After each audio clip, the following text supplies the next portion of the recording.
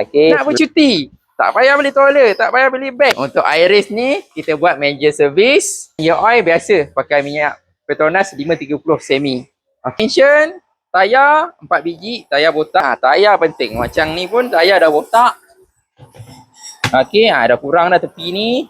Ni kita punya pelanggan tukar tayar 4 biji pakai Viking. Untuk suspension, nampak? Dia punya ni free. Okey, ni dia punya terror hand, lower arm, kiri kanan. Pelanggan tukar sekali untuk kereta lagi cantik, perfect. Dari sini, jom kita tengok. Dia punya kerak.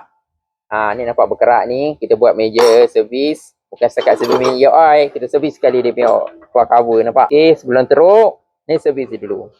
Okey, ni penting ni. Tapi kalau yang tebur lagi penting ni nak kena selalu servis. Kalau enjin tebur. Ni NA okey lagi lah. Okey, ni Osam kita buka. Jangan nampak. Ni kerak untuk bersih. Zero hand dan ni dalam got free. Okey, di bawah. Sama je kereta kalau Iris ke Zora ke memang hitam berkerak macam ni. Tapi ni okey, kategori okey. Sebab tu kalau 100,000 Osam wajib servis. Tapi otomatis jaga kereta, jaga keselamatan.